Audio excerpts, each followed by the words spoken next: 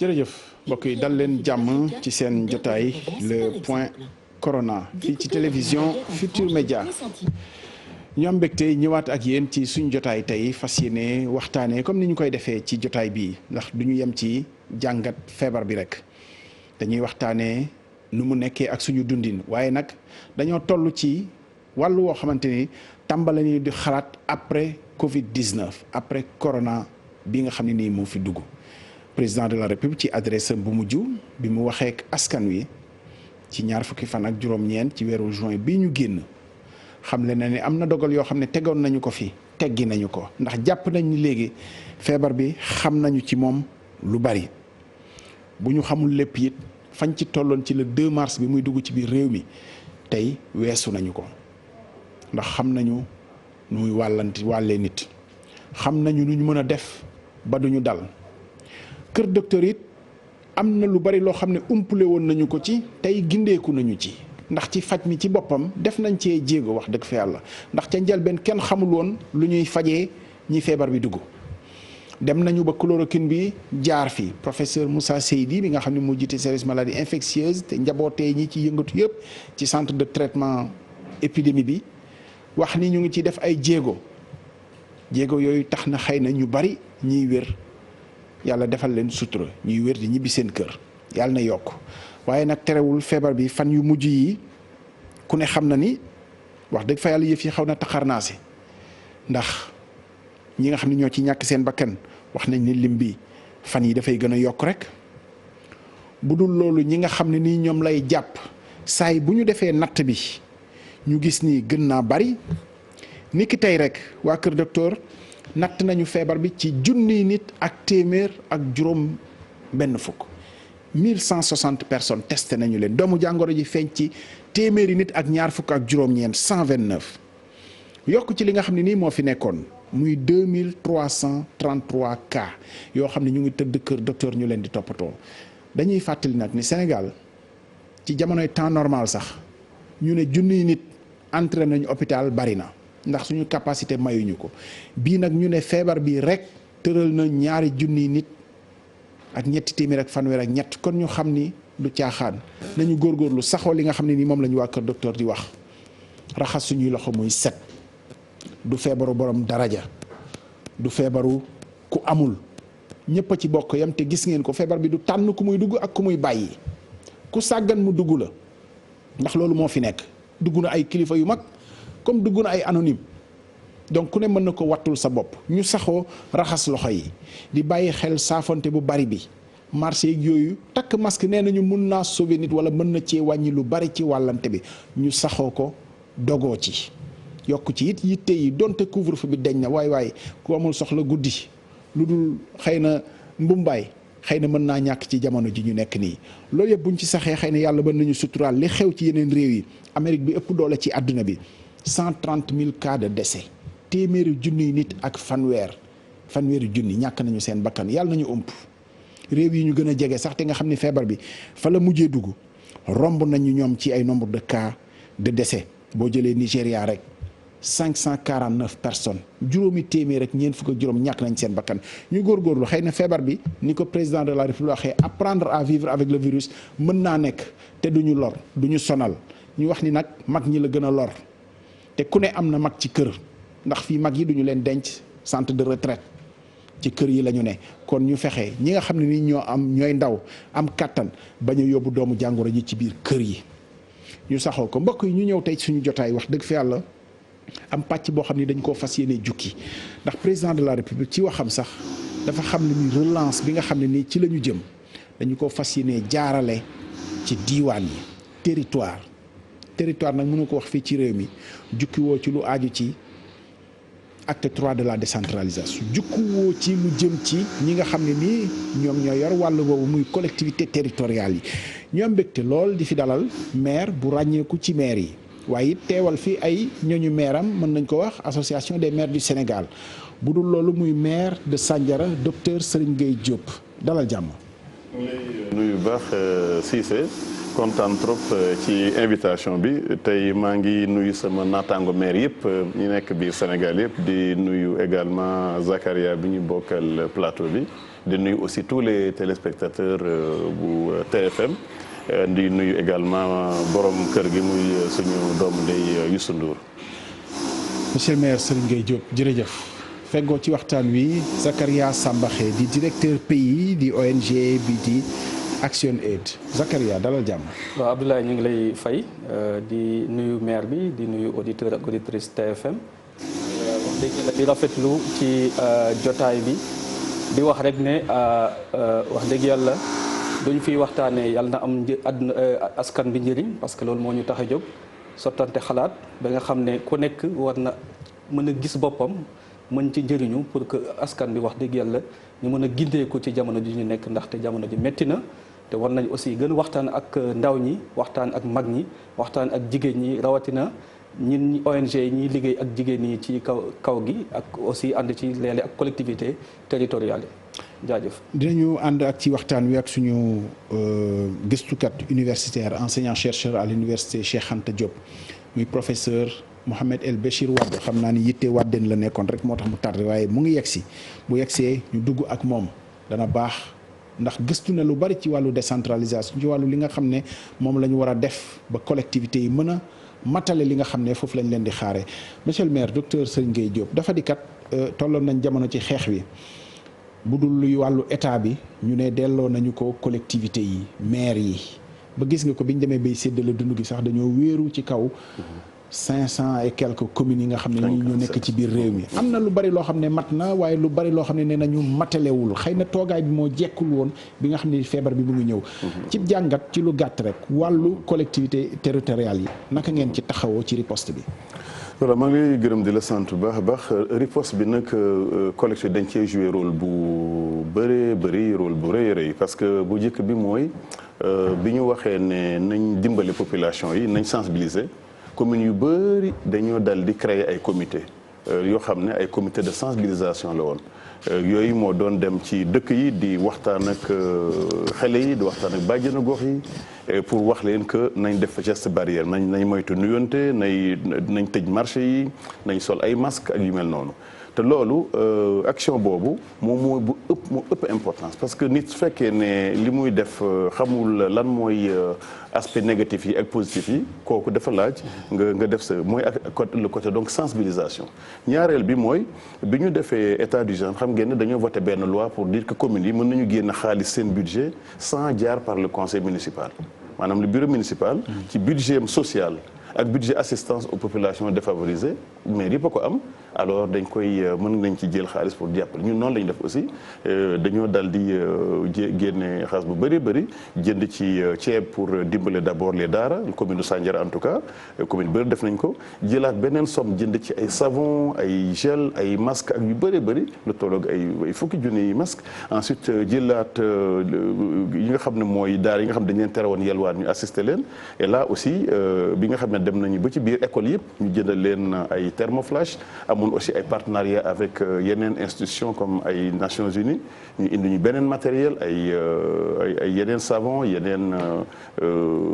jumtukaay yu bëri bëri ñu jox ko aussi les populations ay thermoflash donc mairie yi en fait dañoo taxawaay bu rafet ci mbir moomu li ñu mujjee def mooy en tout cas au niveau de beaucoup de communes mooy dañoo jëndaat aussi ceeb maanaam ñun par exemple au niveau de Sandiara bi gouvernement bi joxee li mu jox ba pare ñun dañu gis ne sur les 3000 familles dina desaat lu tolloog ay presque ay 900 familles ñu jëlaat ceeb alors joxaat loo xam ne dina mën a jot au moins ay 800 familles pour que vraiment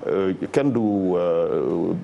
ne amoo ceeb wala amoo de l'huile wala yu mel noonu mais commune yi aussi beneen rôle bi ñu joué mooy ci wàllu préparer li nga xam ne mooy relance bi commune après Covid-19 bi parce que mbir mi du yem fii bi nga xamee ne def nañu loolu ba gis ne conséquences yi vraiment baaxul ci population bi baaxul ci usines yi ñu am ñun à Sandiara baaxul ci agropole yi alors dañu amat un plan maintenant pour ne léegi Covid bi nañu dund ak moom virus bi nañu dund ak moom maintenant lan la ñu war a def pour fexe ba suñu jógee fii maintenant ñu mën a reprendre maintenant économie bi croissance bi jëmaat kanam investissement jëg kanam nañ ci ñëwaat léegi. monsieur le maire dafa di collectivité yi ak ñi nga xam ne ñoom lay administrer seeni nit dañuy faral di jàpp ni presque relation bi jëm na rek ci collecter taxe ci nit ñi est-ce que du lii mooy relation bu normal boo xam ne war na am diggante collectivités yi ak ñi nga xam ne ñoom la administré bay am volet social parce que en temps normal ndimbal jóge ci collectivités yi dem ci ñu néew di doole pour équilibrer duy faral di bari. Voilà, c'est ça. Il faut reconnaître nag que collectivités yi dafa am ñoo xam ne amuñu doole ñoo xam ne seen budget dañ ko calculer ci li leen état bi di jox kese te ku ne xam ne ne loolu tey doyul collectivité ak yoo xam ne maintenant dañoo am yeneen ressources créer benn économie maanaam benn koom-koom boo xam ne day fay taxe day fay ay redevance day am aussi ay partenariat au niveau international. Donc loolu mooy ñaari type de collectivité yi nga xam ne tey mooy am au Sénégal parce que acte 3 bi daf ñu jox doole damay naan toujours que maire yi suñu xamoon doole bi ñu am tey pour acte 3 bi lu rëy a rëy la sur le plan juridique man mën naa dem signer ay accord mën naa dem indi ay investisseurs yoo xam ne damay dal ñëw indi ko foofu sama commune ñu daal di créer ay transfert de technologie créer ay usines alors loolu dafa am importance mais li nga xam ne moom la état bi doon def mooy indi fonds d'équipement des collectivités locales le fekk indi aussi les fonds de dotation fonds de concours loolu nag moo dañ ko mu ngi ci yokku par exemple année yële passé ay quelques dizaines de milliards la woon ren ñu ngi ci ay 25 milliards ci fonds yooyu soo xoolee l'ensemble là bi ñu def ren rek fonds de concours fonds de dotation egg na presque ay 50 milliards donc mu am na progrès yi ñëw ndànk-ndànk par contre communes yi waruñu xaar loolu moi je dis toujours que le rôle du maire mooy li la état bi jox nga jël ko mais le reste là politique sociale bi nga war a def ak politique impulsion économique bi nga war a def maanaam fexe ba sa commune am yeneen ressources yoo xam ne day permettre nit ñi am liggéey permettre aussi mu am ay taxes yi ñëw loolu ñun ñoo ko war a def en tant que maire parce que ñu on est là pour aussi d'appliquer politique bi nga xam ne moom la gouvernement def mais bi mu gouvernement bi taxawalee un plan Sénégal émergent ñun dañoo taxawal un plan Sandiara émergent ñu indi seen i axe ñun ñu indi suñu axe yooyu nag maa ci wàllu koom-koom ci wàllu capital humain tabax ay école tabax ay collège tabax ay école primaire ak ay lycée wala fexe ba aussi ay yeneen investisseurs ñëw ci wàllu ay dispensaires hôpitaux loolu duñ ci xaar l'état parce que soo xaaree état bi ci loolu sur 557 communes yi pour état bi am doole pour dem ci communes yëpp au même moment loolu day jafe et cetera alors côté social par contre loolu li ngeen xamul mooy maire yu bëri foofu la ñu dugal xaalis bi dimbali nit ñi pour hôpitaux dimbali nit ñi war a amul inscription école et cetera mais pour man je pense que côté social boobu suñu rôle la ñu def ko mais li ëpp importance mooy impulsion économique parce que soo ko deful la sooy may nit ci tout le temps li ñu ngénte wala li ñu am jëndee xar wala ainsi de suite loolu c'est bien mais li gën mooy fexe ba dootuñu la soxla pour nga may leen loolu investissement bu productif exactement donc ñun loolu la ñuy gën a def et loolu c'est très important. dinañ ñëw léegi ci yeneen i fànn xuus ci bu baax Zakaria Sambaxé directeur pays ONG bi di Action Aid yéen ci terrain bi ngeen nekk nan ngeen gisee ni nit ñi noonu la ñu dundee feebar bi ak bu weesoo feebar bi sax seen génn ci parce que état bi dafa jógee ndimbal loo xam ne xëy na dañoo yaakaaroon ni feebar bi du fi yàgg donc boo joxee nit benn yoon one shot comme ni ñu koy waxee mu doy waaye comme feebar bi nar na fee gën a yàgg naka ngeen yaakaaree ni noonu la ko nit ñi dundee sur le terrain ak lan moo ciy pexe pour ñu génn ci gannaaw activités yu bëri taxawoon na pour relancer. waaw jërëjëf Ablaye ñun wax dëgg yàlla comme bu ñuy liggéey ci goxaan yi gis nañ fa ni wax dëgg yàlla nit ñi feebar bi laal na leen dëgg-dëgg ndax dañuy ne lii crise sanitaire la mais crise sanitaire aussi bu indaale yeneen crise économique crise sociale ndaxte boo xoolee kaw ga ñi ci ëpp ay baykat lañu te bu ñu demee ba gouvernement jëloon ay mesures restrictives maanaam tëj lu mooy tëj yenn marché yi gis nañ ni que nit ñi amoon nañ jafe-jafe pour jot ci maanaam yenn biens yi ak même yenn services yi mu doon lu métti sax et puis day gën a wone maanaam jafe-jafe yi suñu collectivité territoriale am naam maire Sandiara exemple bu mu joxee peut-être que mun na nekk modèle mais xëy na peut-être exception la ci boo xoolee 557 collectivités territoriales yi communes yi dina ci gis ñoo xam ne wax dëgg yàlla dañ jànkontal ay jafe-jafe rawatina nag ci kii bi ndaxte Covid bi dafa feeñal ay jàngoro yu bëri ci collectivités territoriales yi ndaxte ñun ñi ngi liggéey ak ñoom dañuy def ay gëstu di xool maanaam limu nit ñoo xamante ne ñu ngi jànkonteel ak ay jafe-jafe moo xam ci wàllu jot ci dund ci paj mi wala am tali ay yoon yoo xamante ne maanaam bu ñu bayee seen bay mun nañ ko génnee indi ci dëkk yu mag yi wala ci marché sax ci marché régional yi gis nañ ni que béykat yi dañuy am jànko jafe-jafe yu mel noonu donc foofu lu muy wane ne Covid bi indi na maanaam gëstu boo xamante ne wala won nañu direction boo xamante ne tey jii bu ñu bëggee wax dëgg yàlla changer enclencher développement territorial fii lañ ko war a mën a jaarale ndaxte ñun ci njëlbeen bi ci commencement bi ñun dañuy def benn gëstu ni ñu koy waxee en anglais need assessment xool nit ñi lu ñu soxla. ci fànn bu ne góor ak jigéen ndaw lu ñu soxla. gis nañ ni que ku nekk ak zone boo nekk ndaxte xam nga Sénégal dafa am 6 zones agroécologiques. donc ñii boo xoolee daanaka dugub wala ceeb la ñuy gën a lekk ñii xëy na jën la ñuy lekk wala yu demee noonu. donc ndimbali ñun buñ doon joxe ay recommandation dañu waxoon ne ndimbali ñu xool ku nekk maanaam sa habitude alimentaire ñu jàppale mais habitude alimentaire bi fu mu war a jógee mooy ci nit ñi lu ñu béy mais gis nañ ni que le fait que ñi tëjoon marché yi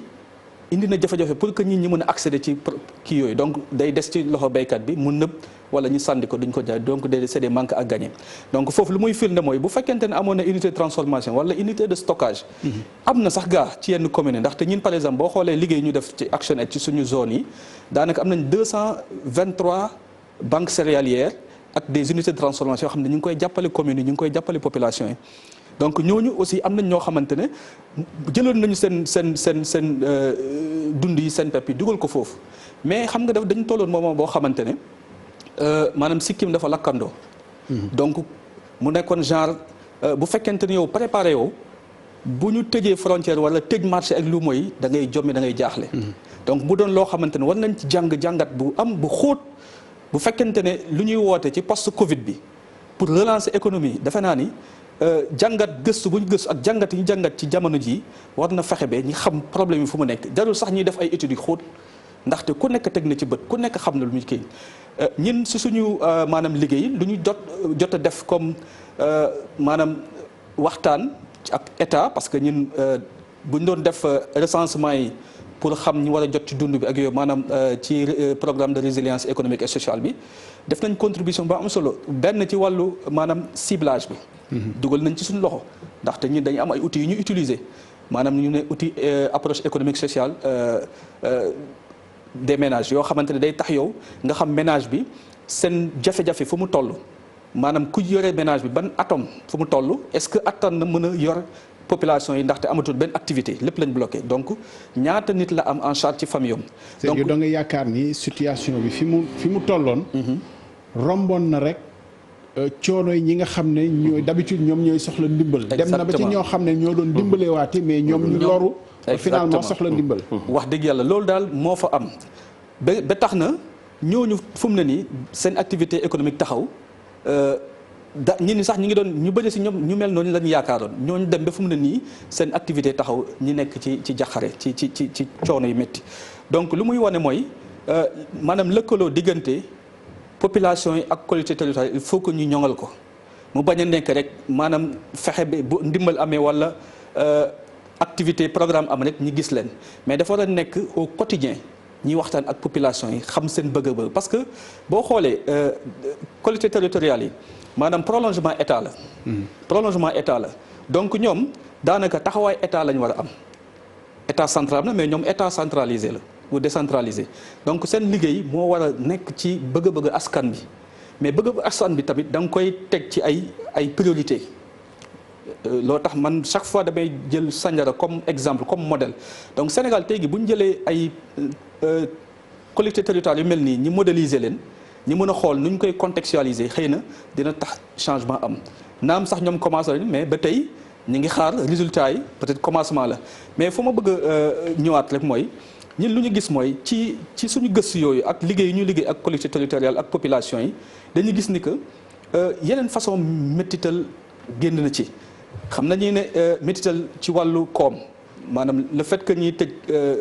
maanaam yenn kii pour ñun la d'accord pour wàññi virus pour bañ virus bi di law ci biir askan bi mais mesure d'accompagnement yi naam amoon na waaye yéex na mais aussi gis nañ ni ko duñ ko doon joxe tamit am na foo xamante ne sooxe na mooy ci tànneef bi wax nañ ko ñun def nañ ci gëstu ba pare aussi tamit ñu gis ni que lëkkaloo boobu bu war a am collectivité territoriale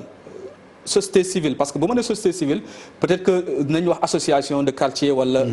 village ak yi demee noonu ñoom bokk nañ ci mais am na beneen société civile boo xamante ne xëy na ñoom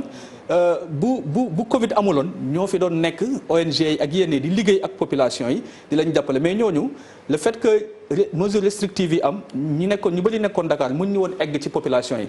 ñun def nañ ko ndaxte distribué nañ ay kit parce que ñun aussi def nañ accompagnement au niveau des zones yu ñuy intervenir ak commune ak maire yi. ba tax na bu ñu doon def suñu kii dañ ko ànd ak maire dañu ñëw comité de veille bu nekk ci kii bi comité Covid bu nekk ci communauté yi ñu jox leen suñu dimbale ba pare aussi ñun lu ñu yeneen pàcc bi ñu eggale ko ci population yi. mais gis nañu aussi am na njëriñ donc li muy wane mooy bu ñu lëkkaloo suñu doole ànd dinañ mën a saafara mbir mi. te wax dëgg yàlla gis nañ ni ko vraiment ay jéego am na naam mais ba tey am na lu des donc fu mu ne nii ñi ngi woote ni nañ bàyyi maanaam nit ñi dox seen soxla relancer waat économie bi mais relancer économie bi dafa am fu mu war a tegu. benn mooy ñi ngi wax ni tey gii nañ xool approche communautaire te approche communautaire du yem rek ci information parce que xam nga nit ñi boo xoolee lu ñuy joxe lu ñuy gën a wane mooy yóbbu ay affiche wane ñuy raxasee loxo xam nga loolu information la. mais am na beneen pàcc bu ci topp mooy maanaam yar nit ñi mooy éducation bi. pour que nit ñi mën a changer doxalin ak jikko. ak nekkin parce que loolu moo gën a am solo ci approche communautaire. xam nga mën nga joxe information wan nit ñi nu ñuy raxasoo nu ñuy solee masque nu ñuy defee distanciation sociale loolu am na solo information la ba tey mais du tax nit ki changer comportement. donc beneen affaire mooy yar nit ñi éducation bi volet éducation bi nag la ñu war a jëlaat. te éducation yi duñ ci bàyyi xale duñ ci bàyyi mag ñëpp la ñu war a boole. beneen bi mooy maanaam changement de comportement bi xëy na mun na nekk au milieu ou à la fin de ce processus là bu ñu def approche communautaire mais ñun lu ñuy gën a ñaan maanaam acteurs yi liggéey état bi ak ñi si kii nañ gën a bàyyi xel ci naka la ñuy fexe ba bu ñuy ne approche communautaire ñi xool stratégie yi. naam mun nañ def ay micro di wër ci koñ yi di sensibiliser wala kii mais généralement nit ñi lu ñu doon def ci kii mooy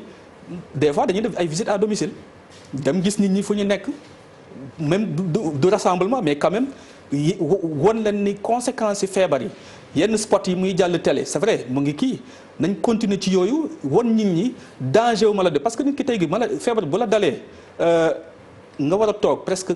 14 jours ñi quarantaine la. sa économie taxaw loolu lu muy jul ci jafe-jafe ci ay gàllankoor moo ëpp bu fekkee yow wax dëgg yàlla mënoon jëloon nga respecter mesures yi comme ni ñu ko waxee nga mën a aar sa bopp aar ñeneen ñi nga mën a dox sa soxla. te xëy na balaa ngay jote ci état bi jote ci collectivité bi nga xam ne mooy. intermédiaire moo gën a yomb. effectivement. monsieur le maire maa ngi ñëw léegi parce que bëgg naa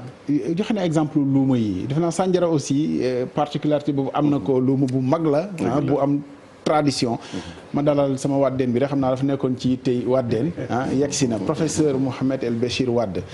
dalal jàmm ñu ngi am mbégte vraiment di la fi dalal ma wax solo dalal la aussi dafa di bokk nga ci suñu borom xam-xam universitaire yi nga xam ne aussi ñu ngi gëstu bàyyiwuñu observatoire bi nga xam ne sax universitaires yi taxawal nañ ko en plein Covid pour bëgg chercheurs yeeg universitaires yi di impliqué wu dans le débat public di joxe ay tegtal yaa ngi ci waaye xaatim nga fan yi document boo xam ne wax dëgg fa yàlla dafay dabu li ñuy waxtaanee tey mu jëm ci le contrôle de gestion des collectivités territoriales nu muy gën a ñoŋalee taxawaayu collectivité territoriale ci lu ñuy séntu ci ñoom du ma laaj gum bàyyi la nga dallu ma bàyyi la nga nuyoo rek dalal jàmm. jërëjëf Cissé loolu moom yëfu Cissé yi moom yow laa koy bàyyal. jërëjëf waaw maa ngi lay gërëm di la sant. te di nuyu monsieur le maire. ak Zakaria Sambaxé directeur pays actionnaire voilà. ñu ngi leen di gërëm di leen sant di bég si bokk ak yéen jotaay bi. ñu nekk si liggéey boo xam ne liggéey bu am solo la ndaxte dañoo war a ñun ñëpp jàpp si ba nga xam ne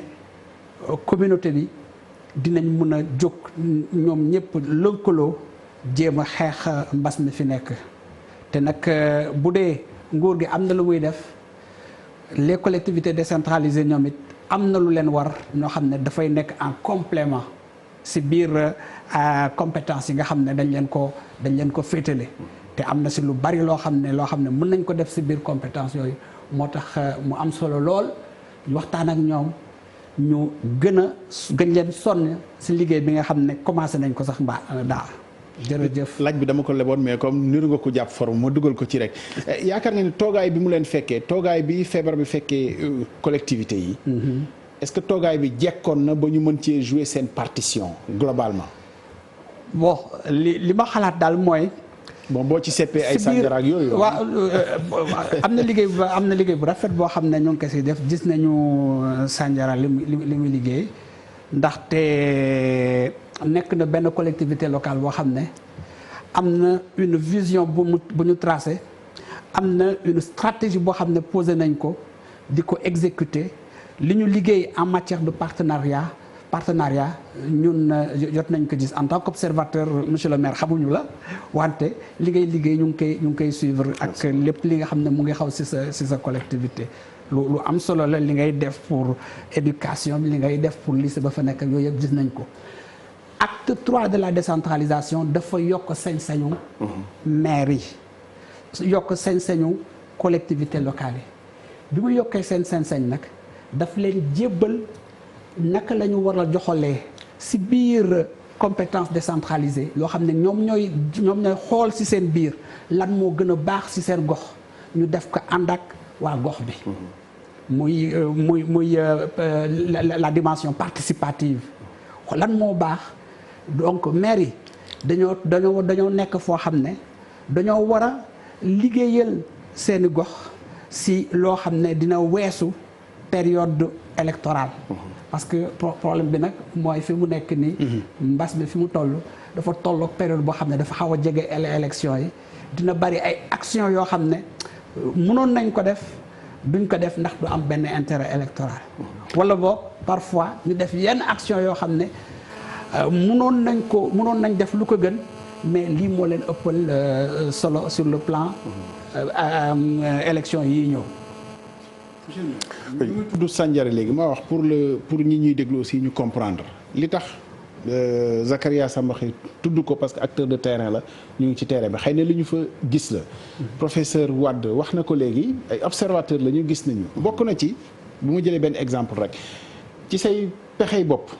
fexe nga ba tabax Sandiara lycée boo xam ne nii am na tey jege na 3000 élèves. defe naa ci mat jege na ko.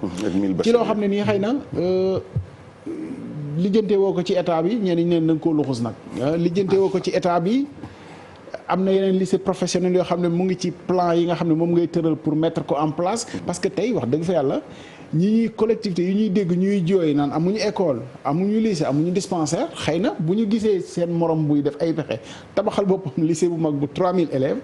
def naa pexe yooyu lan la c'est-à-dire yemul ci sa poosu bopp la ay pexe la vision gis-gis la lan la ak yeneen yoo xam ne ni moom nga def mën nañ ci xuus. voilà jërëjëf kii maa ngi remercier bu baax a baax professeur je pense que leadership ci boppam moom la ñu war di préparer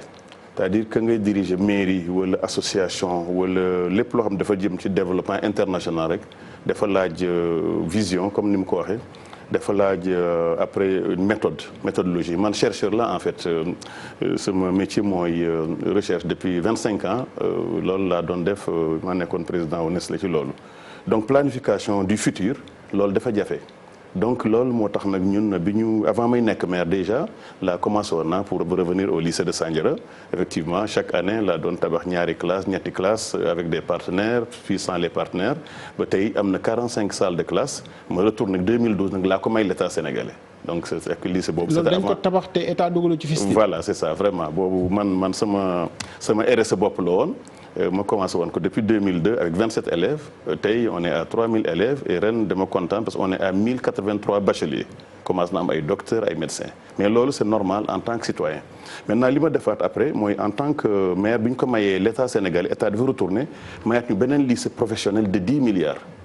boo xam dafa am ñeenti lycée boo xam ne c'est pour tout le département de Mbour lycée industriel lycée agriculture lycée également de l'hôtellerie comme Mbour la ak lycée du bâtiment mais maintenant bi ñu nekkee maire ñu naan li ñu commencé waat am une vision comme l'a dit le professeur avec ñaari axe benn bi mooy éducation capital humain parce que j'ai été dans 65 pays je crois dans le monde li ma gis mooy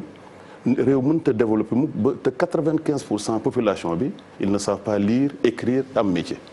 il faut absolument ñu def soit le livre du grand voyage ou le voyage du grand livre amul beneen solution il faut ñu jàng bi loolu nag moo tax ñuy tabax tey ces écoles là tey ñu ngi ci 6 lycées et collèges publics à Sandiara ak 2 yeneen collèges privés pour une population scolarisable de 19 000 personnes. loolu mooy suñu axe tey jii soo xoolee bilan bi yëpp ñu ngi ci 14 500 élèves et étudiants pour une population effectivement scolaire de 19 000 une population totale de 30 000. donc loolu dafa nekk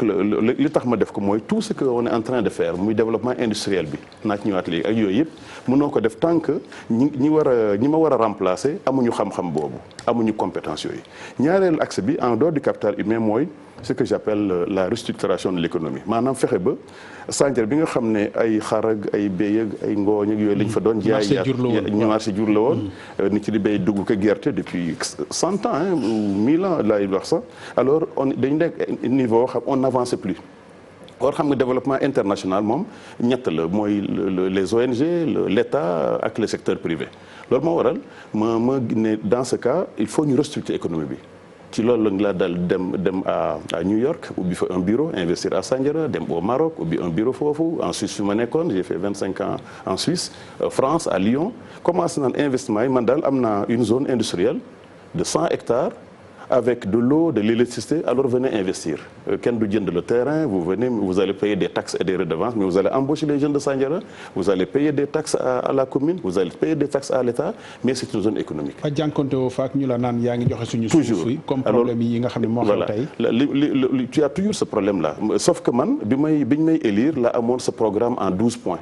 zone industrielle ñu mën naan non mënta am ak donc loolu le maire forcément il faut nga am fit. Parce que souvent dès que tu as un projet rek il y a des gens yoo xam ne c'est des politiciens comme yow qui vont dire que lii su ko defee il va être réélu et d'autres qui ne comprennent pas donc il faut na nga jëlaal nit ñi loolu moo waroon man li ma mayoon chance mooy j'étais venu pour changer la zone dama ñëwoon pour xëy na fexe ba mu am un niveau de développement PIB bi ñu yokk ko ak yu mel noonu loolu nag mooy ñaari piliers yi nga xam ne mooy sama politique en dehors de l'économie industrie tey am nañu fanweeri usine ak ñett yi inscrire foofu. Le président de la République jël un décret def ko zone économique spéciale xam nga zone économique spéciale ñett la au Sénégal Diamniadio Diass ak Sandiara mais Sandiara c'est la seule zone qui est gérée par une mairie yéen yëpp état moo koy approché et tout ça après ça maintenant ñu génn ce qu'on appelle ay agropole lan moo tax mu jóg man en tant qu'ingénieur agronome li ma seetlu Sénégal mooy les gens ne travaillent pas assez tu as 59% de la population muy 8 millions de personnes yoo xam ne ils travaillent que 600 heures sur 2000 heures par année maag yow 40 heures la ñuy liggéey par semaine mais soo liggéey 4 mois bëgg a dunde 12 mois xam nga du sotti loolu nag ñoo tax ñu nekkoon il faut ñu fexe ba nit ñi. ki ñuy déglu di secteur informel comme nee nañ 90% économie informelle. moo ko lal muy xëy léeg-léeg 8 heures du wàcc ba 20 heures passées. boo ko nee tu ne travailles pas assez lu mu ciy dégg. alors kooku mooy le secteur informel là je parle de l'agriculture. xam nga Sénégal dafa am 59% de la population xam ne ñu ngi ci foofu. ñu ngi ci vraiment dans la zone rurale et effectivement hivernage su jotee. vous êtes d'accord que les gens voilà dañuy toog di xaaraat mu tawaat loolu mooy le vrai problème de l'Afrique mooy équation mathématique bi nooy fexe ba d'ailleurs li koy firndaal mooy 59% yooyu ils font que 11% du PIB xam nga su dee 59% du population su dee dañuy liggéey war nañu yokk seen constitution PIB bi maanaam alalu réew mi dañuy créer chaque année dafa war a yokku donc loolu mooy les causes réelles du sous-développement non seulement en Afrique mais pas un peu partout dans le monde là donc loolu nag laa bëgg adresser man dans le cadre du plan Sénégal émergent moo tax président def plan Sénégal émergent mais man dans le cadre du développement de Sandiara moo tax ma def le plan Sandiara émergent et ça dès que tu le fais rek da ngay gis ñaari effet benn bi mooy l'emploi tout de suite tey jii soo demee foofu tous les matins il y a 150 personnes à l'usine l'après-midi il y a 150 personnes ci fekkee ne période nord bi la comme nii il y a 12 projets yu mel noonu ay melon ay pastèques il y a ay 500 jeunes 300 jeunes 400 jeunes ñooy liggéey foofu donc la population da nga koy fixer ñu am ay revenus 75 000 francs 100 000 francs par mois à Sandiara xam nga c'est pas mal après maintenant ñi nga xam ne ils sont dans le secteur des services mu jigéen ñi dañu daal di jël di commercialiser ay melon commercialiser ay pastèques donc finalement da ngay commencer de faire un développement intégral et intégré loolu nag mooy loolu la plupart du temps nag loolu mooy suñu rôle ñun en tant que maire comment tu arrives à impulser l'économie en même temps pour ceux qui ne peuvent pas attendre mooy population yi nga xam ne ñoom il faut ñu liggéey tout de suite les jeunes qui doivent travailler ak ñi nga xam ne ñoom ñoo doon le futur mooy ñi nga war a préparer et loolu mooy cette vision que j'ai c'est de faire de Sandiara en 2035 une ville riche une société boo xam ne day universitaire am ay industrie am ay lépp loo xam ne ci wàllu koom-koom da koy def et loolu su ko bëggee def il faut que nga am ay investissement direct étranger IDE yi xam nga les IDE mooy li nga xam ne l'Afrique est très en retard il y a que 3% sur le monde entier li fi investir direct étranger kii loolu nag laa bëgg indi ñoom mooy usine jën yi ngeen di dégg mooy usine engrais yi c'est les usines de chimie ak usine oto yi yooyu yi nga xam ne tey am nañ ko ñu war a ñëw tey il y a 5 yi fa ñëw donc loolu schéma boobu on va discuter est-ce que schéma boobu déjà schéma bi muy définir je pense que am na ay avantages parce que mu ngi réaliser mais limite bi mooy ñëpp duñu Serigne Gueye Diop xëy na ci xam-xam bi mais aussi ci relation bi conseil spécial président xëy na mën na digal président loo xam ne ni dina ko jàppale ci commune am peut-être am na maire yoo xam ne ñoom jote ci ministre des collectivités sax mënuñu ko waxuma la jote ci président pour mu appuyer leen deuxième chose suñu koy def li woon ni tey mooy xëy na feebar bi wane na ni waratuñoo compter tey ci lay jóge bitim réew xëy na fexe ba capitaux yooyu ndax mënuñu ko amee fii ba dugal ko ci nga xam ne fi lay jógee dugg fi des fi plutôt que ñu jëlee ko bitim réew léeg-léeg nit ñi dañu yaakaar ni croissance boobu c'est travesti parce que ñi ko indi seen xaalis dugal ko fi xëy na ñoom lay gën a jëriñ te bu demee mais comme wax nga ma jàll ci Zakaria dafa am loo xam ne dañ koy xayma monsieur le maire junj na ko léegi ci capital humain bi loo xam ne du dugg ci suñu PIB bu ñuy calculer c'est ça parce que jigéen yooyu mu tudd liggéey boo xam ne mën nañ koo natt mais ñu ngi ci kër yi ñu ngi téye xale yi ñu ngi def yeneen liggéey yoo xam ne feneen dañu koy fay weccet la dañu la koy fay gis nga ko nit ñi dañ naan tugal boo demee téye xale rek mat na la salaire mën nga cee dund ba dundal fii sa njaboot te fii loolu daanaka boolewuñu ko ci loo xam ne dañ koy natt di ko xayma jàppale ci jigéen ñi nga xam ne activité wu doon yaay moo leen tënk ci biir kër ba mënuñoo liggéey est-ce que loolu mën nañ ci def ay jéego pour collectivité yi mën a gën a jouer rôle bi nga xam ne moom la ñuy xaar ci ñoom. waaw xam nga Ablaye fu mu ne nii daanaka loolu il faut que ñu bàyyi ci xel bu baax a baax ndaxte wax nga ko tey maanaam feebar bi mbas mi lu mu ñu woon mooy war ñu yaakaar ci kenn ku dul suñu bopp benn. ba pare tamit war nañu fexe ba jamono ji ñu toll nii ñu fexe ba suñu autosuffisance alimentaire wala souveraineté alimentaire ñu assuré ko. te lu tax mu wax loolu mooy tey gi boo xoolee ñi ngi ci maanaam gox-goxaan yi collectivités territoriales yi ñi wax ménage yi wax jigéen ñi seen liggéey ñi daal di def benn gëstu boo xam ne day xool maanaam taxawaay jigéen ci kër taxawaay jigéen ci askan bi ñu gis ne que jigéen boo ko jëlee maanaam boo jëlee jigéen ak góor nga comparé lu ñuy liggéey ci bés mi jigéen day liggéey ñeenti waxtu lu ëpp lu raw lu góor lu muy liggéey maanaam 4 heures de plus que l'homme par jour boo ko évalué boo xoolee seen calendrier journalier mais différence de travail boobu différence d'heure boobu ci lu fu muy génn mooy lu ñuy wax ci tubaab les soins non rémunérés maanaam loo xam ne ci kër gi la nekk maanaam toppatoo xale toppatoo ku feebar ak yooyu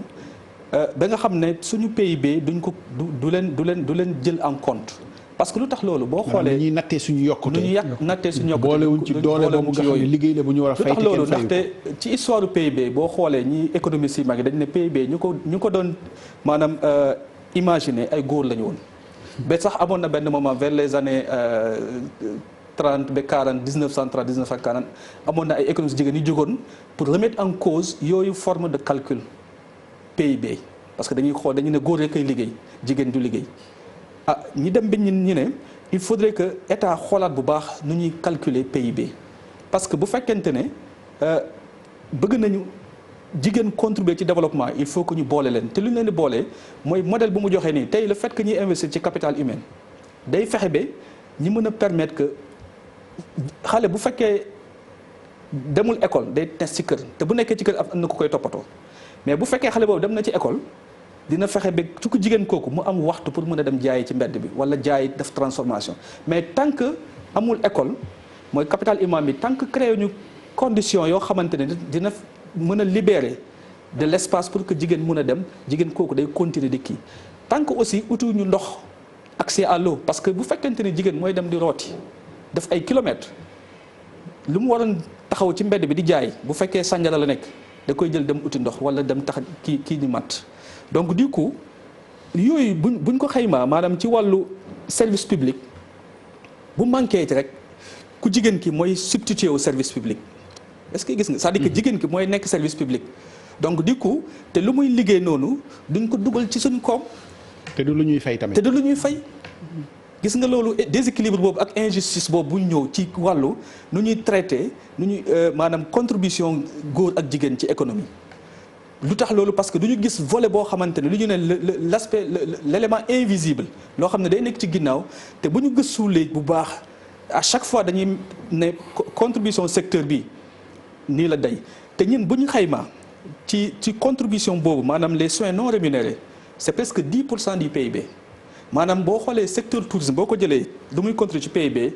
les soins non rémunérés loolu lay contribuer loolu bu ñu ko jëloon loolu la war a contribuer donc dafa mel ni kiif ak secteur du tourisme au Sénégal donc loolu ñu ngi def ay pertes yu bëri donc loolu tax ñu ne ñun suñu recommandation mooy programme yi mel nii il faut que mu bëri Sénégal c'est-à-dire que service public il faut que nit ñi am xale fu ñuy jàngee maanaam xale bu ma ne xale mooy même préscolaire bi garderie yi. parce que xam nga waxtu jigéen ñi ci la fële ci couche boobu lay ëpp tranche boobu. parce que boo yóbboo sa doom sa tout temps ci garderie libéré na la pour nga dem. exactement daal di doole. beneen bi tamit di toppatoo mag ñi ku feebar mais boo xoolee jigéen buy toppatoo mag wala xale bu feebar ku feebar kooku waroon dem hôpital état recruter ay médecins wala ay infirmières wala ak yooyu. donc da koy libérer le temps. pour ñu mën a dem nekkoo di plaider pour suñu mag yi ñu yóbbu leen ci comme li. non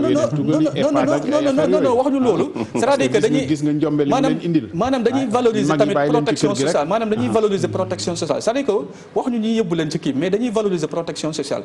c'est-à-dire que kooku war na mën a am carte. pour mën a dem faju c'est vrai am na état def na ay jéego CMU bi ak Sésame tout ça ok mais war nañ ko gën a lawal ba nga xamante ne tey gi yow mag boo feebaree war mën a dem faju te ku jigéen moo war a jël en charge ci kër gi voilà.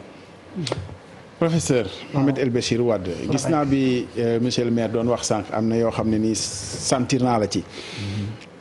investissement yi wax dëgg investissement yi nan la ñuy def ba mu doon ay investissement yu structurant pour suñu collectivité yi ñaareel ba it da nga koo bind ñu naw ci xam-xam bi ci génn lu bari lu tax taxawaayu collectivité di sooxe mooy maanaam mode de gestion bon xëy na du kaaw Serigne Gueye Diop moom ñëpp nangul nañ ko xam-xamam ci njàngam ak ci parcours professionnel am wax dëgg fa yàlla mais du ñëpp ñoo mën loolu du ñëpp ñoo mën arrêt du ñëpp ñoo mën yore sax compte gis nga ko conflit yi am yu bari ci xaalis bi jaar na fii jaar na fee wala lii déclaré wuñ ko c'est-à-dire mu mel ni gestion ba sax dafa informel est-ce que collectivité territoriale mën na continuer di sooxee noonu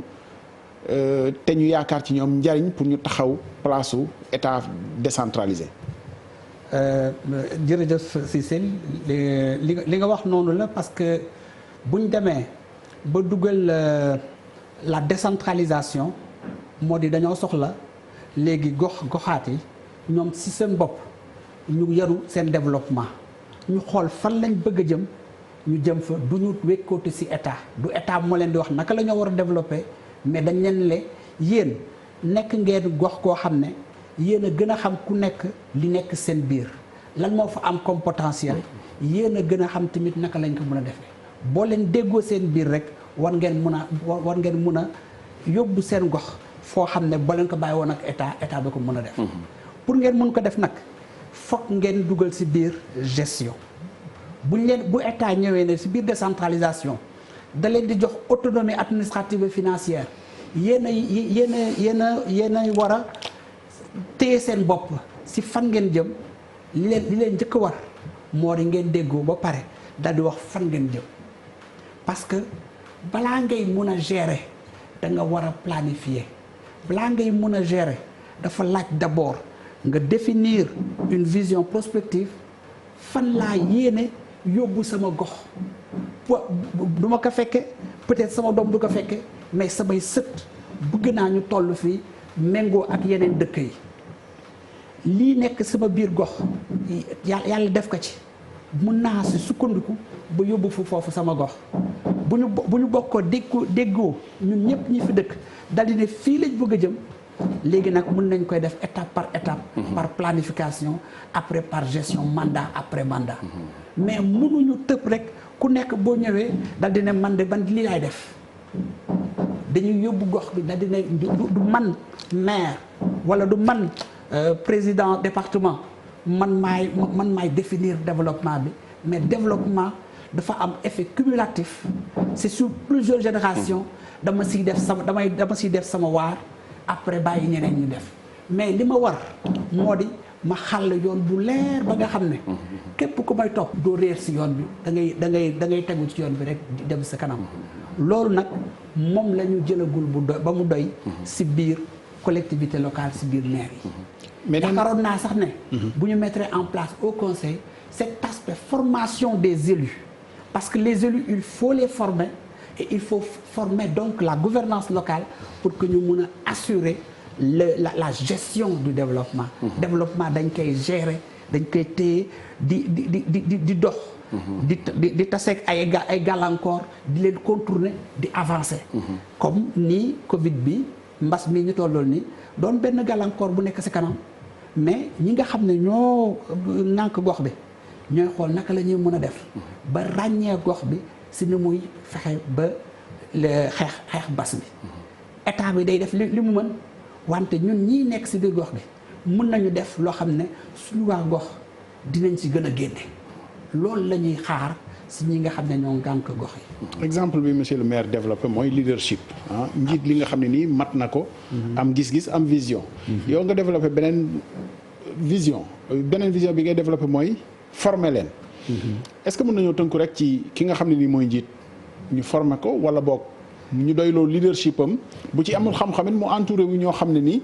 mën nañ koo gunge. gis nga ko ci kaawu institution yi sax bu dee parlement bi la dañuy xalaat def ay assistants parlementaires yoo xam ne ñooy gën a gindi ka nga xam ne nii moo wuti baat bi ba falu te xëy na moom xam-xamam eggul fenn fi.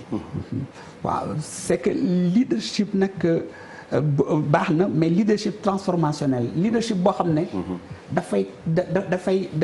fexe ba nit ñëpp mën a soppeeku léegi ci ginnaaw yóbbaale leen. waaw parce que leadership day mel ni locomotive bi xëcc train bi mais bu ñëwee bu fekkee ne dafay dem de manière isolée rek dootul jariñati dara parce que dañoo nekk ci dëkk boo xam ne nit ñi dañoo gaaw dal di ne kii daal moom tubaab la wala lee la dal di ko jéem a classé pour am argument boo xam ne duñ mën a topp fi mu jëm li war nag mooy ñu instaurer une vraie gouvernance c'est-à-dire que les décisions tout ce qui a un caractère stratégique ñu fexe ba nga xam ne ñëpp ñoo ci adhéré mu am benn texte boo xam ne moo koy fixé ba nga xam ne même ki lay remplacer du mën a ñëw dal di ne lii lay def tant que changé wul texte boobu te discuté wul ak neneen bi parce que fii loolu moo xaw a manqué parce que si c'est un leadership charismatique un leadership personnel mbir mi ni muy demee ku nekk da ngay dem ñu am moo ku la remplacer mais fi nga bëggoon jëm kii ñëw mun na daldi ne kii lii moo taxoon ñu xam ko man damaa bëgg a fës kon il faut ma sori li mu doon def pour mën a fës alors que fi mu tracé woon foofooy njëriñu dëkk bi donc foofu nag la liggéey bi waree mu war fa ñu war a fexe ba ñëpp ci biir conseil municipal bi dañuy xam lan moo di stratégie municipale bi dañuy xam fan lañu bëgg a jëmale municipalité bi ñoom ñëpp ñu fexe ba ànd ci dal dina yoon bi nii la comme ànd nañ ci nag nañ ko siife ba nga xam ne képp ku xam ne da ngay ñëw lii moo la tënk plan bii nga war a poursuivre boo gisee loo ci war a changer da ngay ñëw modifier plan bi nga soog ko mën a def macha allah. monsieur le maire xam nga gars yi bàkk nañu sa exemple wax dëgg fa yàlla duñ ci taxaw parce que aussi 550 communes ak lu teg bu fi amee buñ ci seppee benn ñaar ñett ñeent juróom ne ñoom ñooy ay modèle xëy na néew na mais naka la ñuy def ba li nga xam ne ni moom la état dénkaane collectivité yi te ñu war koo doxal au service askan wi vraiment bu ñu jógee ci lii te mu wone ni tey collectivités yi dañoo am place boo xam ne nii développement ci ñoom la war a jëmee président de la République dafa ne relance bi à travers l'agriculture la yow bu nga bàkk nga sànq facteur humain moom ci boppam président de la République ne woon facteur humain foog mu delluwaat place ci xolu économie alors que bu ñu gisee fii wax dëgg fa yàlla nit ñi léeg-léeg joxuñu leen gëdd bi nga xam ne ni moom moo war a c'est-à-dire exclusion bi moo ëpp ci processus de développement local bi que te inclusion bi naka la ñuy def ba inverser tendance bi. Je pense que professeur wax na ko léegi d'abord leadership bi dafa am important leadership en fait kenn du ko jàngale en réalité de management la ñuy former nit mais pas leadership. C'est-à-dire que li may wax toujours et loolu mooy sama chance à Sandiara il faut ñu intellectuels yi il faut ñu delluwaat ci commune yi d'abord. maanaam Socrate moo ko doon wax nee na que ceux qui savent gouvernent. Je pense que problème yi ñu wax yëpp soo xoolee ñaari facteur la bu njëkk bi mooy le leadership là les intellectuels comme toi et moi on s'est toujours man mosuma def affaire politique yooyu dans des partis et cetera quoi. Il faut que les cadres d'abord ñi nga xam ne ñu ngi dëkk Casamance Kédougou et cetera ñu delluwaat dans le terroir pour faire de la politique de développement et du leadership transformationnel wax na ko léegi. Je crois que loolu pour man loolu laa gis parce que à Sandiara noonu la ñu def beaucoup d'universitaires ak ay cadres ay intellectuels ay dans tous les domaines ñoo ne ñu kat kon il est temps ñu delluwaat au village taxawal un programme de 2000 Sandiara 2035 la c'est ça notre programme que tout le monde le sait et programme boobu la ñu établi donc loolu c'est très important ñaare bi ma bëgg a wax mooy un citoyen moom soo bëggee mu xam say droit amul secret fexeel ba mu am xam-xam na jàng nga yee ko nga former ko nga fexe ba mu dem aussi ay li ñu def dans ça mooy quelques membres du conseil mais dañu la jël yóbbu leen au Maroc ñu dem xool un peu Maroc naka la ñuy fexe ba ñoom seen développement local naka la ñuy fexe ba mu avancé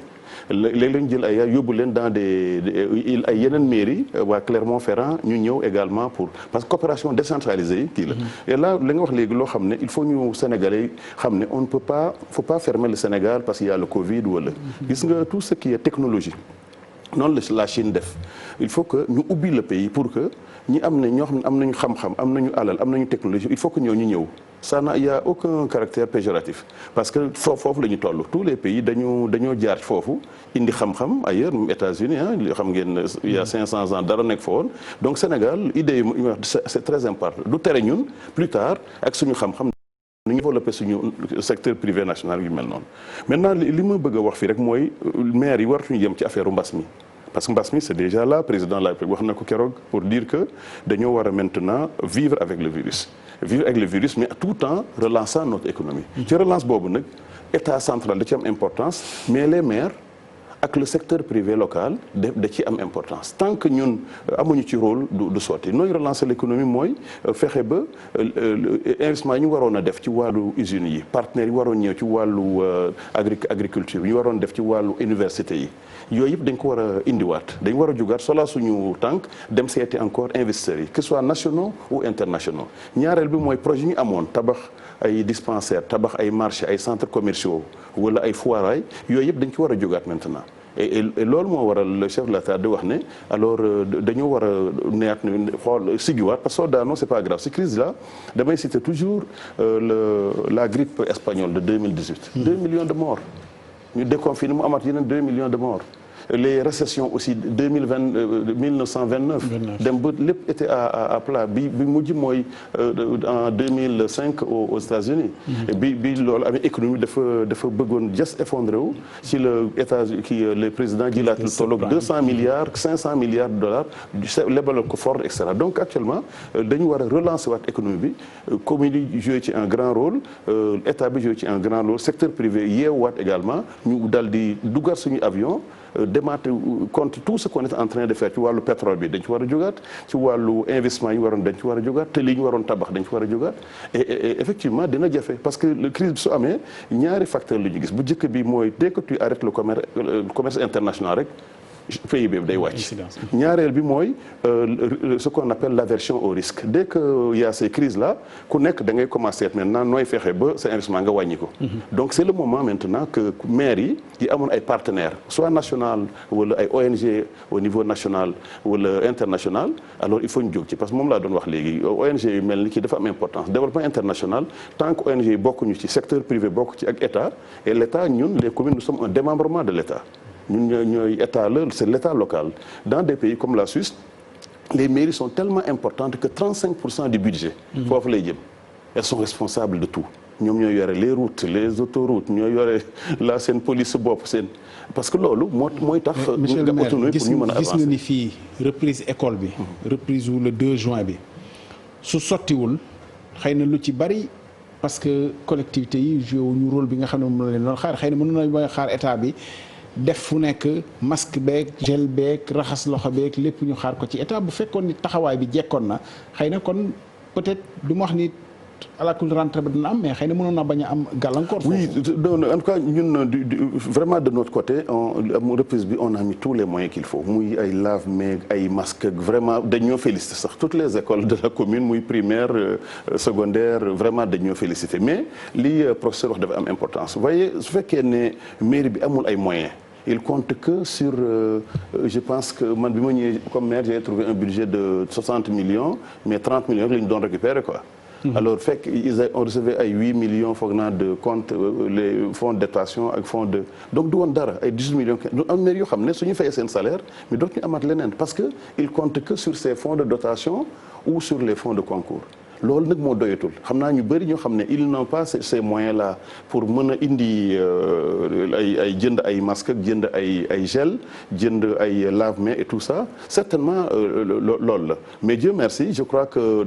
le rentrée bi nga xam ne ça s'est bien passé en ñëpp taxaw nañ ci maire yi dañu taxaw vraiment taxawaay bu rafet d'ailleurs ci loolu ak ONG yeeg yu mel noonu mais dafa am problème fondamental mooy il faut ñu yokk li nga xam ne mooy fonds yi jóge ci l'État central dem vers les mairies il faut ñu yokk ko c'est-à-dire que les 9 compétences transférées là il faut ñu transférer et ces compétences et l'argent qui va avec ces compétences mais ñun dañu war a démontrer comme le disait professeur que mën nañu gérer un budget de 1 milliard de 2 milliards de 10 milliards parce que su budget boobu suñ ko mën jëlee de l'État central indi ko au niveau des mairies xam nga ne maire mën na man j'ai pas besoin de ministère pour tabax un hôpital wala tabax des usines wala gérer des projets mais en même temps aussi li manque ci mairie yi mooy les ressources humaines dañu ni ministère yi amee ay ingénieurs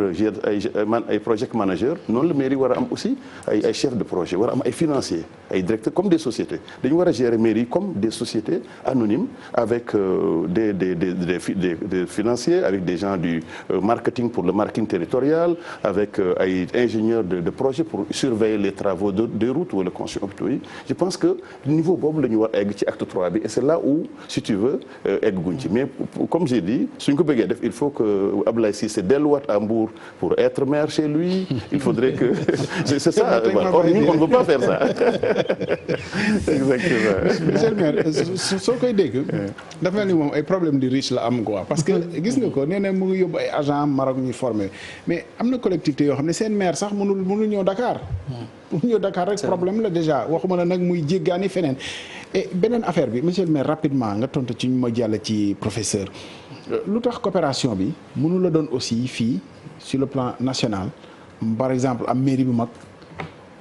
def choix lëkkaloo ak village bu ndaw bu nekk à côté de Sandiara par exemple bu dee tey collectivité boo xam ne la mu ngi am ay perspectives yu mag mu lëkkaloo ak benn village bu nekk à Ziguinchor nga xam ne peut-être kooku dana am lu mu ko indil ci wàllu gëstoom ci wàllu nekkinam ci ay perspectives am moom aussi mu apporter ko li nga xam ne nii mooy valeur ajoutée maanaam richesse ak yooyu. C'est vrai. Plutôt que ñu jublu rek di alors que suñu coopération décentrale bi ngay bàkk sax souvent aussi benn sens rek la ñële rek ñoo ñuy indil li nga xam ne nii moom la ñu soxla. mais ñun duñ leen jox dara. c'est loolu dëgg la li ngay wax noonu ci wàllu coopération intercommunale ñun vous avez suivi il y a juste hier avant-hier on était à Mbour pour lancer l'intercommunalité Sandiara Malicounda et Nguéniène. Donc ces 3 communes ont décidé de créer ce qu'on appelle l'agropole agricole de Nguéniène Malicounda et cetera nga xam day am ay zones maraîchères ay zones d'élevage de vaches laitières ay usines ak yu mel noonu donc loolu c'est très important et c'est prévu par l'acte 3 maanaam ñun waruñu toog rek di développer uniquement suñu commune il faut ñu yóbbaale les autres communes il faut ñu mettre suñu moyen ensemble et intercommunalité boobu c'est prévu par la loi dafa am sax ay fonds yoo xam ne des fonds d'équipement yoo xam ne 2% des fonds d'équipement alors c'est pour soutenir ces intercommunalités soo demee ay communes yu mel ni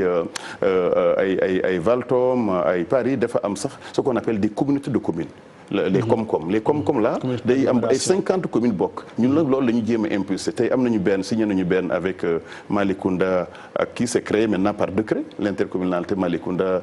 Sandiara et Nguéniène n'est-ce pas ensuite on est voté nañu tout récemment beneen entre Sathia Diaye et lu ngeen di wëree ndomba Mbour nii di ko wër ndomba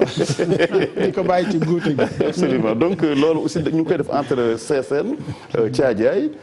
ak Sandiara également mais boobu ramassage des ordures la parce que comme ñun on est la seule commune bi am ay camions poubelles ay bacs à ordures et tout ça dañ ci bëgg a fexe ba commune yooyu bokk ci Ndiaganiao également on est en train de voir nag lu ñuy def une communauté de communes avec ñoom dans les domaines peut-être de ramassage des ordures wala dans le domaine de l'agriculture ak yu mel noonu kon li nga xam noonu c'est très très important. Monsieur le ministre est-ce que aussi projet yu mel noonu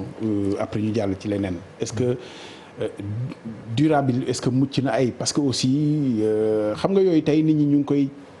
peut-être di ci génnaat sax loo xam ne di mobiliser ay camions pollution bi yàq environnement bi yooyu port sec ak yooyu xëy na tey am na réew yoo xam ne ñu ngi rétropédaler ci sax utilisation excessive wu camions yi transport bi yooyu ci lu durable li ñuy wax tey développement durable. est-ce que wàllu woowu aussi bokk na ci lu ñuy gëstu ba bàyyi ko xel mu bañ a doon loru ëllëg. non li nga wax c'est très important mais durabilité bi xam nga dafa laaj un côté hygiène quand même vous êtes d'accord que nos villes ne sont pas très propres. Je crois que le ministre de l'hygiène là li tax ñu créé ce ministère là mooy que les maires sur ce plan là on doit bien reconnaître que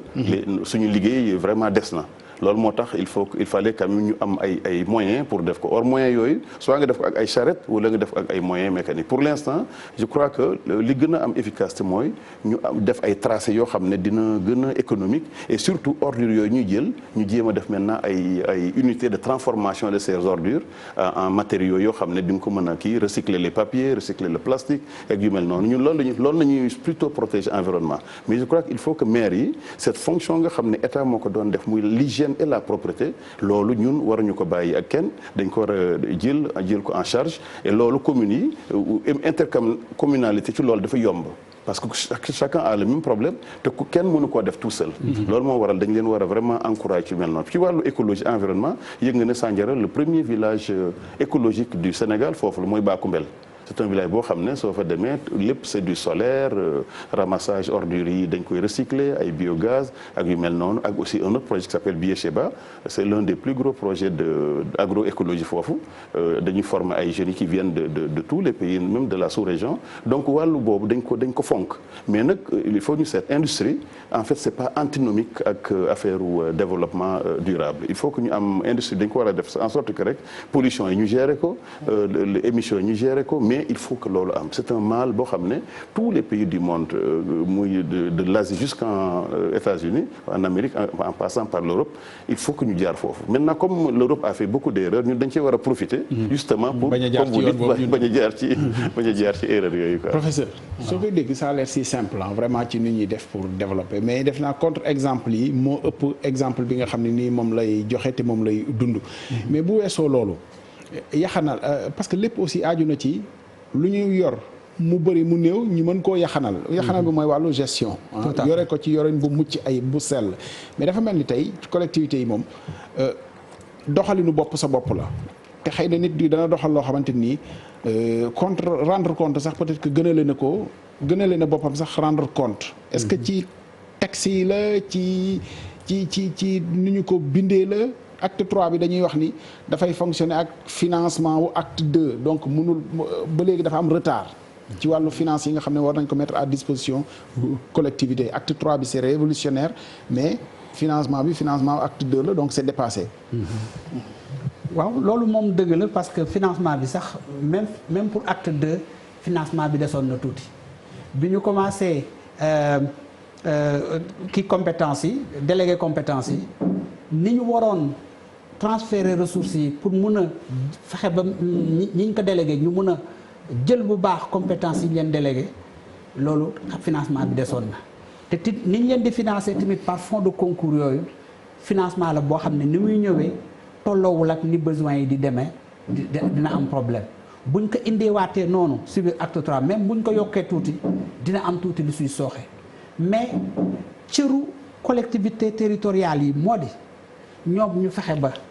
li leen état di indil mu représenter 1/3 de li ñuy am boo demee bañ na li da nga war a mën sa bopp li lay tax a mën sa bopp mooy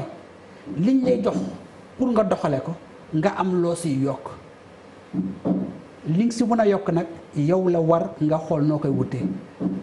coopération décentralisée benn yoon la mais ginnaaw lu am na leneen lu dul coopération décentralisée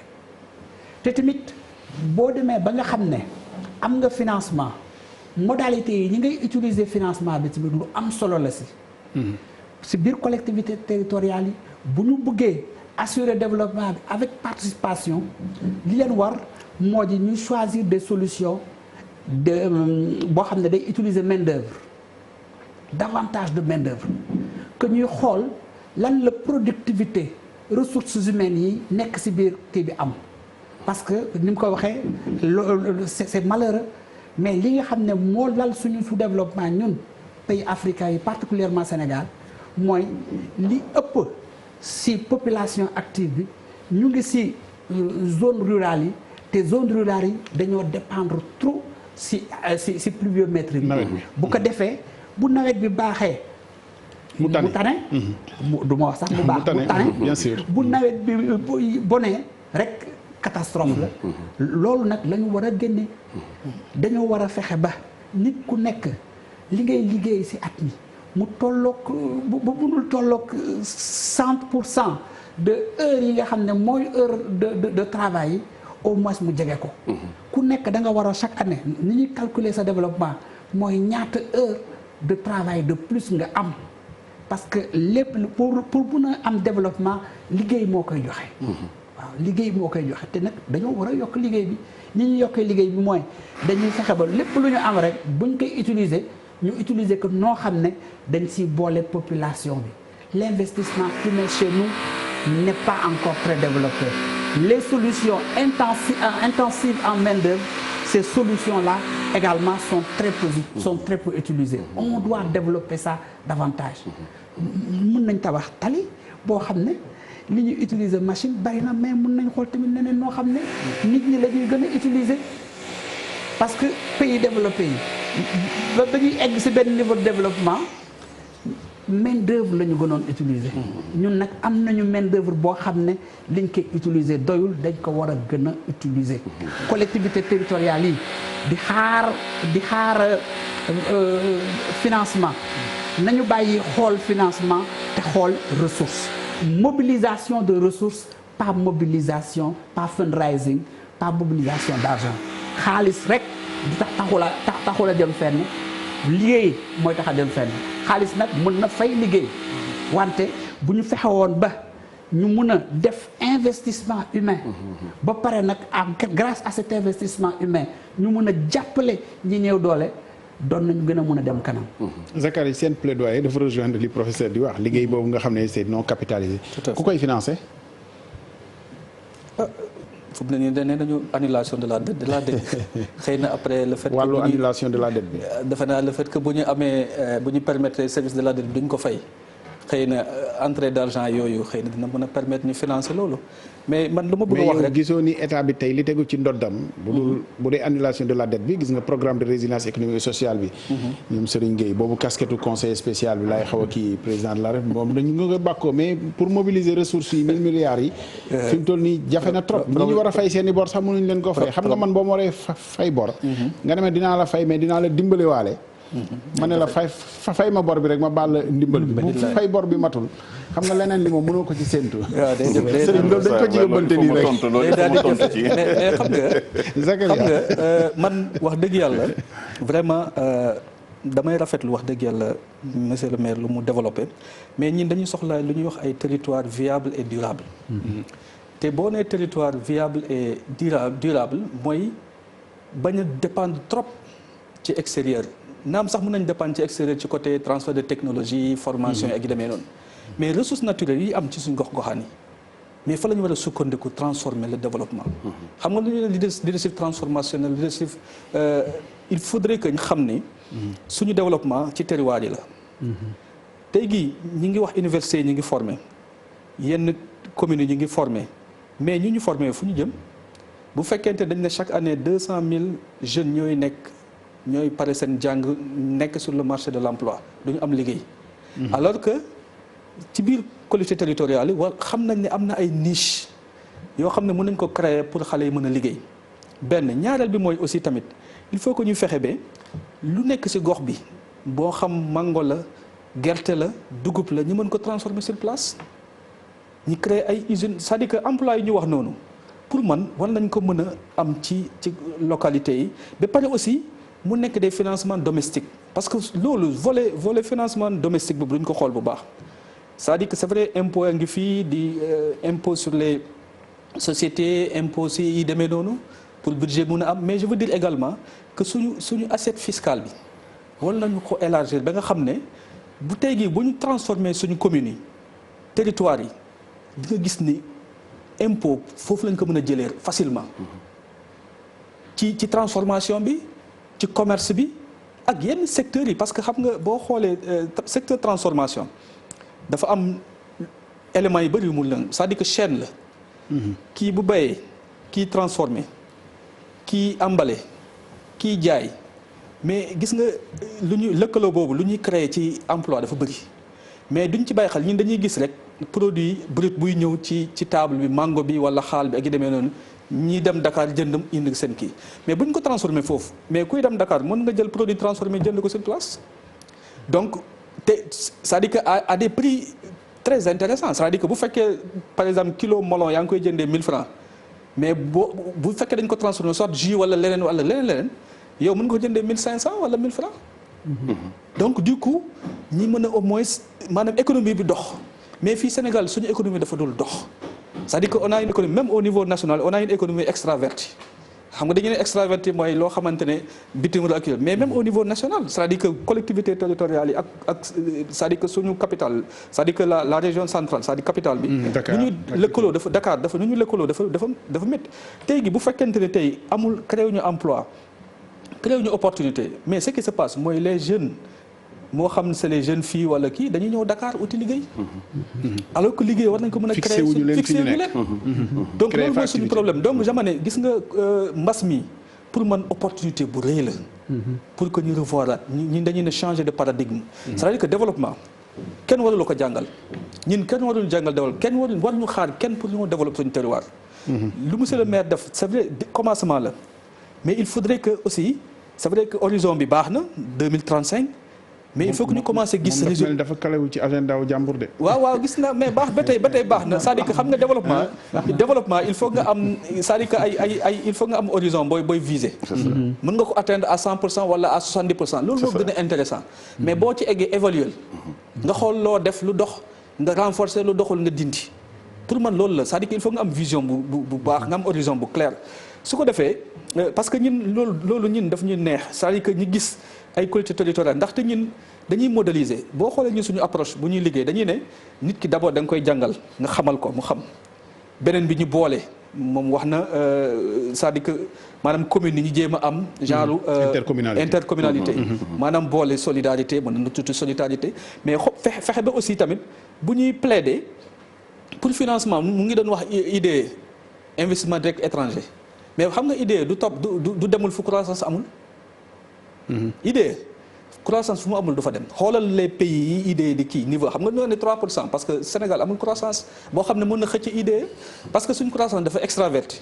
loolu mooy jafe-jafe bu ñu am c'est-à-dire que bu fekkee croissance day des fii ñu am communes yoo xamante dañuy transformer indi croissance mais lépp lu ñu béy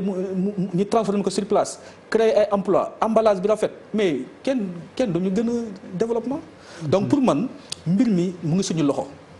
donc plan de résilience bi pour man buñ koy wax te pour man sax xëy na xam nga résilience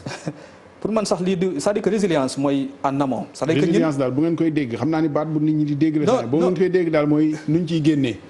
waaw mais luñ ciy génnee Ablaye c'est-à-dire que luñ ciy génnee. mais luñ ciy génnee da nga koy tàmbalee balaa mbir bi di ñëw. damay bañ Sénégalais maanaam mbir ciy génne c'est-à-dire que xam nga résilience da nga koy tabax. résilience du affaire bi ñëw ne kat nga ne da ngay résilier. da ngay relever mais doo résilier mooy koo xamante ne daa fekk yow nga préparé bu la dóoree coup bi dal mais du tax nga daanu mais kii da nga bu la dóoree nga dem teer loolu du résilience loolu kay da ngay relever da ngay jógaat donc corona bi daal metti na xam naa ne léewtoo nañ ba fi mu toll waaw pour man loolu am na solo loolu li mu doon wax parce que résilience mooy li lay may nga mun a taxaw c'est ça li lay taxawal nga xam ne lu ñëw dal sa kaw da lay yëngal rek mais nga mun cee génn rek nga mun cee génn bu ko defee nag li mu doon wax lu am solo la lool ba nga xam ne ñun ñoo war a fexe ba ci biir collectivité territoriale yi ñu gën fa mun a développer ñu gën fa yokk développement ak considération économique man am na loo xam ne maa ngi ko daan wax lu bu yàgg moo di ni ñu jëlee suñu nawet pour jeunes yi du noonu nawetaan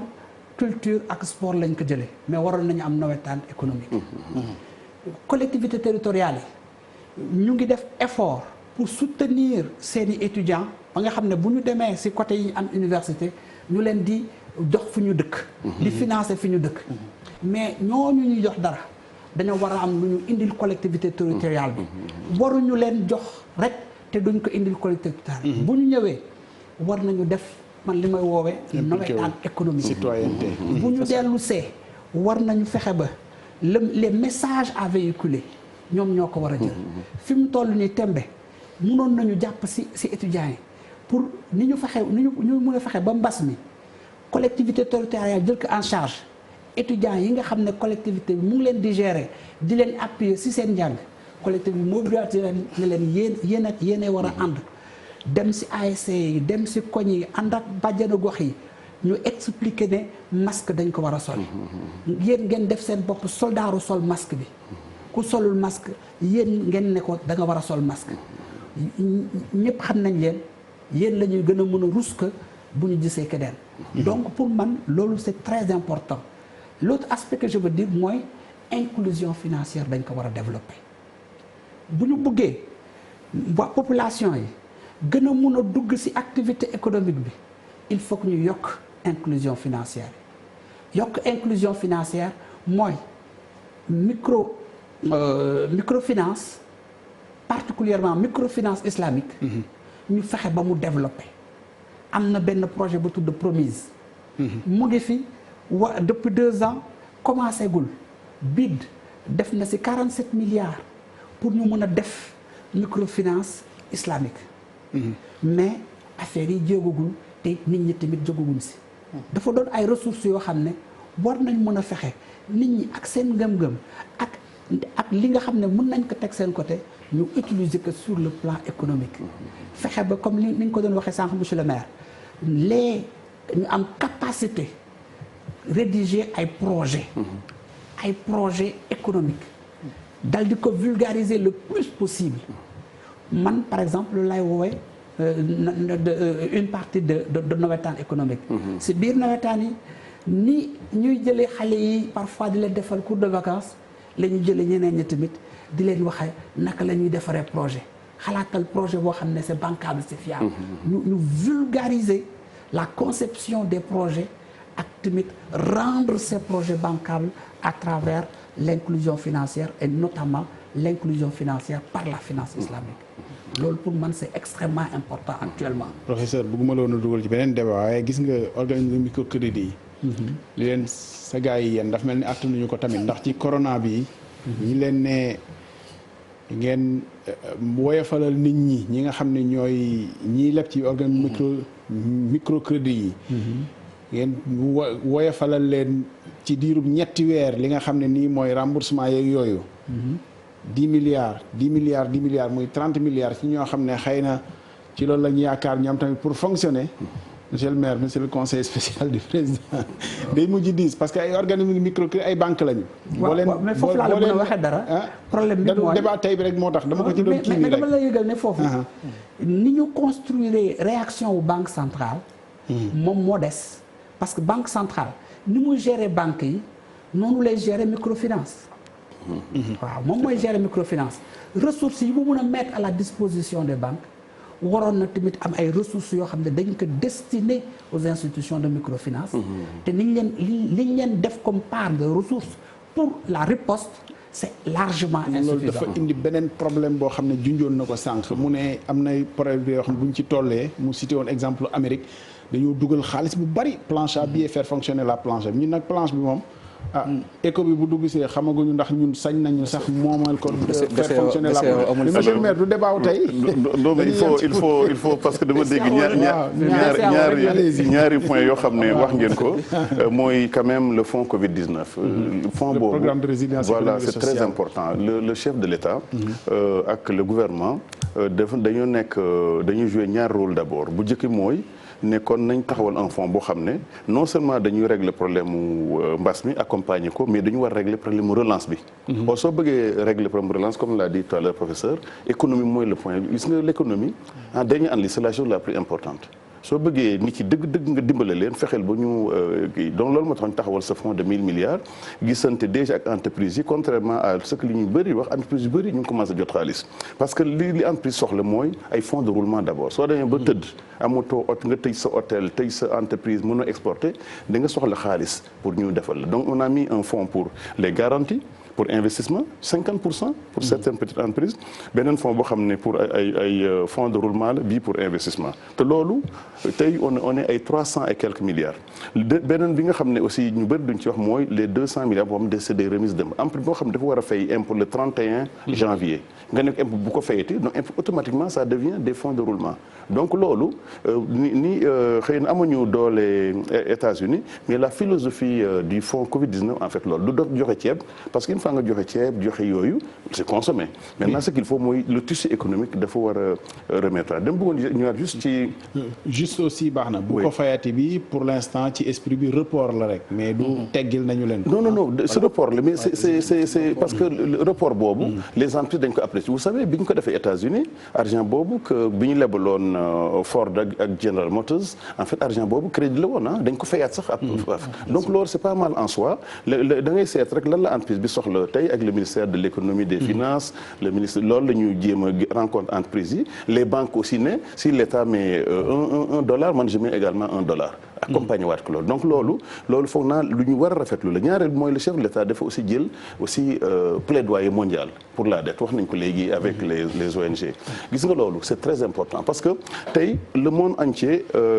gisaat naa les derniers chiffres de la décroissance là on sera à moins 1,8% de 3,2 à 1,8 c'est le monde su fekkee ne des pays comme le Sénégal on parle de 1,1% am na soo demee pays en Europe c'est carrément la récession maanaam c'est négatif donc loolu moo waral le plaidoyer là tout le monde muy le secteur privé muy les ONG muy l'État ñëpp war a jàpp pour ñu def un plaidoyer contre cette dette boo xam ne tey dafa sonnal pas seulement le Sénégal defuñu ko pour le Sénégal mais pour le monde entier alors il y a juste un ou deux points bi mu bëggoon wax ci affaire investissement humain yi à Sandiara quand le Covid est venu justement ces jeunes yoo xam ne chaque année moi je leur fais 8 millions la ñu leen jox pour louer des maisons pour eux à Dakar à Kaolack et cetera ça c'est l'association des étudiants ressortissants de Sandiara mais ñooñu ces jeunes ils sont revenus pendant les vacances pour dem dans les villages comme vous disiez tout à l'heure pour dimbale leen sensibiliser ensuite aussi am na ñoo xam ne les enseignants dañoo am une télévision locale ñu dal di dem di jàngale ay cours par WhatsApp par télévision nga xam ne mën nañu suivre donc mooy li nga wax mooy investissement humain boobu ñun chez nous il faut que ils ont même cotisé pour jënd ceeb pour may population bi la population locale commerçant yeeg et tout ça donc cet aspect là dafa am importance ASC yi dañ koy def mais il y a beaucoup d'autres organisations ay étudiants ay jeunes ay médecins on a même Sandiara Medical Assistance ay jeunes médecins yi génn suñu lycée boobu justement qui sont venus assister am na aussi benn structure bi ñu naan ay Sandiara avant tout ñëw dugg ci beaucoup de structures daal di ñëw ne man aussi dama ci bokk damay participer et je crois que loolu aussi le rôle des maires mooy aussi bàyyi une certaine place à la société civile pour que ñoom comme ça se fait en Europe ñu aussi jouer un rôle sans tëj ko parce que beaucoup de maires dañuy foog ne ñooy suñu rek c'est des concurrents politiques alors que c'est pas ça au contraire ku nekk dafa war a am un rôle bi mu war a jouer mais je veux dire que jusque l'État sénégalais a pris des mesures très importantes yoo xam ne tey on a dit que nañ ubbi l'économie mais mesures yooyu suñ ko jël woon actuellement on allait aller vers d'autres problèmes qui sont pas des problèmes de santé mais ce sera des problèmes pires que des problèmes de santé on aurait des problèmes de famine nit yi du ñu béy on aurait des problèmes avec les transporteurs donc yooyu aussi il faut que yéen ngeen apprécier aussi vraiment ces grandes j'ai aussi entendu parler les questions de transformation loolu c'est pas une question de extraverti c'est une question juste d'opportunité loolu moo waral les maires devraient créer des zones économiques ay zones soit artisanales ou des zones industrielles mën nga délibérer def ko et loolu ça encourage justement activités yi ngay wax mooy transformer du mil en farine voilà du poisson en boîte de sardines donc loolu day yokkat valeur par 3, 4 jusqu'à 10 fois donc loolu c'est important. J'ai 2 nouvelles, monsieur le maire et les autres invités, une bonne et une moins bonne. La mauvaise, c'est que c'est fini, l'émission, jeex na. Temps bi jeex na et puis la bonne, c'est que ce débat, bien sûr, on va le poursuivre à d'autres occasions parce que dañ ci doon jéem rek xuus ci. am na loo xam ne lu bëri waxuñu ko ci waroon nañu wax sax ci transformation chaîne de valeur yi parce que Sandiara tamit comme dañ ko jël exemple ci lu bari xëy na la ñu fay defar transformer ko ba pare mu soog a dem sax moo gën bu dee ci jur gi la abattoir ak yeneen ak yeneen ak yeneen. Zakaria merci d'être venu directeur pays Action Aid qui n'est pas Aide Action. Tout à fait. Il faut le préciser. Voilà professeur Mohamed El Bachir Wade ñu ngi lay gërëm professeur yow xawoon na saalit parce que ma fa wax ko auditeurs yi quand même yëf yi daf laa fekk bitim réew ci mission nga xaw faa bloqué waaye dëkk bu neex nga bloqué woon wuteeg sama waa ji bloqué benn pays bu nekk à côté fii moom metti woon na ci mais yaa ngi woon Écosse c'est ça. waaw sant yàlla man maa ngi woon Écosse. ñibbisi nga ci jàmm maa ngi woon ñibbisi naa si jàmm. maa ngi fa woon ak benn coopération universitaire benn université laa doon liggéeyal. faf ñu tëj frontières yi mu wéyal liggéey bi rek. jërëjëf. yàlla bu baax a baax na rek c'est-à-dire que bu ñu annuler dette bi nañ financer service public yi. parce que ñun dañu bëgg ay services publics sensibles au genre. donc ñu jàppale njàng mi paj mi ndox mi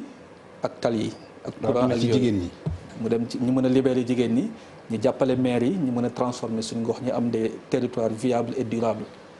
pour ñu mën a jàppale aussi nguur bi ci objectif am 2035. yooyu def naa mën nañ ci plaidoyer code civil bi sax am na réew yoo xam ne congé parental sax jigéen bu ñu ko jëlee ba ñaari at dana am ñoo xam dañ leen koy fay. c'est ça xale ñu leen koy en Allemagne c'est ça. monsieur le maire yow am nañ contentieux quand même léegi looy defee ay intercommunalité di wër Mbour di jënti yeneen ak yeneen te boole woo ci dëkk bu mag bi loolu nu mu demee noonu. non mais Mbour mooy capitale bi donc. mais intercommunalité boo defee Sandiara ak beneen nga xam da ngeen a wër ndomb.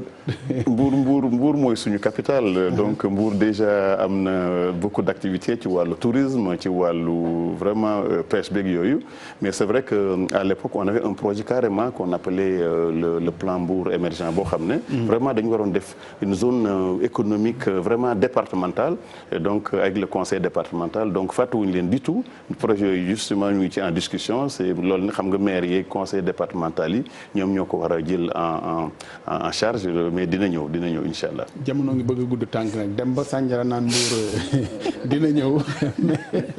àdduna moo demee noonu. merci beaucoup en tout cas monsieur le maire Serigne Gueye Diop d'être venu conseiller spécial du président teewaloon fi it association des maires du Sénégal ak casquette yi macha allah bari na jërëjëf. merci beaucoup professeur Mohamed El Bachir Wade Zakaria Sambaxé jërëjëf. merci jërëjëf.